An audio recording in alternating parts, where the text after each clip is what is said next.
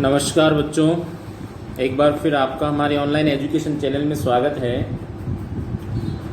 बच्चों, हमारी last class में जो चर्चा चल रही थी वो मानव विकास के बारे में चल रही थी और लास्ट वीडियो में मैंने आपको बताया था कि मानव विकास मानव की गुणात्मक स्थिति का परिचायक होता है। मानव की जो स्वास्थ्य की सुविधा होती है, चिकित्सा की सुविधा होती है, शिक्षा की सुविधा होती है, आवास की दशा की सुविधा होती है, जलापूर्ति है, विद्युत आपूर्ति है, स्वच्छता की सुविधा होती है। इन सभी सुविधाओं में जब गुणात्मक स्वरूप देखने को मिलता है तो ऐसी स्थिति को हम मानव विकास के नाम से जानते हैं। और हमने लास्ट वीडियो में ये भी चर्चा की थी कि मानव विकास की जो संकल्पना थी उसका प्रतिपादन करने का जो श्रेय दिया जाता है वो पाकिस्तान के प्रोफेसर महबूब उल हक नामक एक विद्वान थे उनको, और उनके साथ साथ में भारत के प्रोफेसर थे, अर्थशास्त्र के जो प्रोफेसर थे, प्रोफेसर अमर्त्य सेन को जाता है। इन दोनों के परिणाम स्वरूप हमारे सामने मानव विकास की संकल्पना निकल कर आएगी। अब ये मानव विकास की जो संकल्पना है इसको अंकित करने का काम कौन करता है, इसकी हम चर्चा करने वाले हैं। तो ध्यान दीजिएगा, मानव विकास सूचकांक को दर्ज करने का या अंकित करने का जो कार्य किया जाता है वो यूएनडीपी के द्वारा किया जाता है, यूनाइटेड नेशन डेवलपमेंट प्रोग्राम के द्वारा, संयुक्त राष्ट्र विकास कार्यक्रम के द्वारा मानव विकास सूचकांक को अंकित करने का काम किया जाता है। और संयुक्त राष्ट्र विकास कार्यक्रम ने सबसे पहले 1990 में मानव विकास प्रतिवेदन के संदर्भ में अपनी रिपोर्ट को प्रस्तुत किया था, जिसको एसडीआई रिपोर्ट के नाम से जाना जाता है, ह्यूमन डेवलपमेंट इंडेक्स रिपोर्ट के नाम से जाना जाता है। तो सबसे पहले 1990 में ही हमारे सामने आई।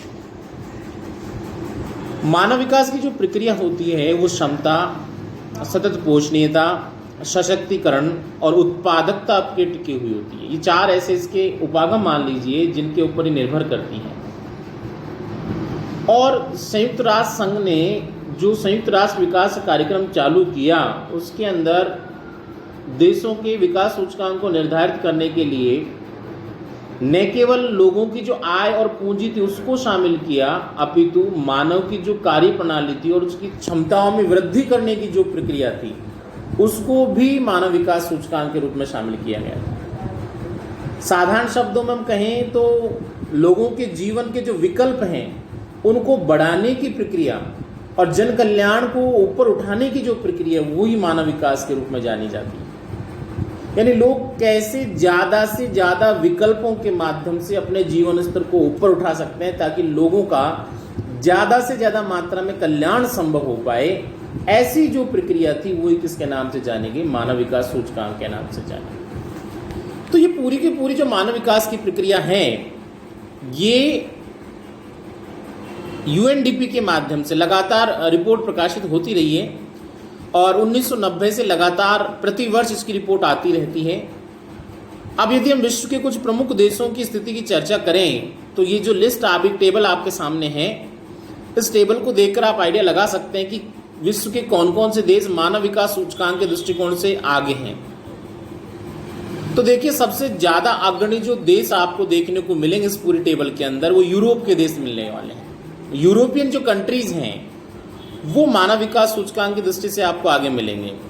अब जैसे आप नार्वे, सबसे टॉप पे नार्वे की चर्चा कर रहे हैं, 0.995 इसका इंडेक्स है, सबसे आगे नार्वे है। उसके बाद में ऑस्ट्रेलिया आ गया, संयुक्त राज्य अमेरिका आ गया, जर्मनी ये भी यूरोप का देश है, स्वीडन ये भी यूरोप का देश है, स्विट्जरलैंड यूरोप का है, जापान हमारे एशिया का है, फ्रांस यूरोप का है, यूनाइटेड किंगडम यूरोप का है, अर्जेंटीना दक्षिण अमेरिका का है। तो ज़्यादातर जो लिस्ट आपको देखने को मिल रही है उन चीज़ों से हम एक आकलन कर सकते हैं कि जो महाद्वीप जितना अधिक विकसित है वहाँ पर मानव विकास सूचकांक की स्थिति उतनी अधिक देखने को मिल रही है। इसके विपरीत जिन महाद्वीपों में विकास की स्थिति कमजोर देखने को मिलती है या फिर जो हम ऐसा कहें कि विकसित न होकर विकासशील महाद्वीपों के रूप में है या अफ्रीका के रूप में जो पिछड़े हुए महाद्वीप पाए जाते हैं, तो पिछड़े महाद्वीपों की श्रेणी में जो आते हैं उनमें मानव विकास की सूचकांक की स्थिति भी कमजोर देखने को मिलती है। तो सबसे कम जो मानव विकास सूचकांक पाया जाता है वो अफ्रीका महाद्वीप में पाया जाता है। और अफ्रीका महाद्वीप के जो देश आप देख रहे होंगे नीचे से, चाड है, जाम्बिया है, केन्या है, मिस्र है,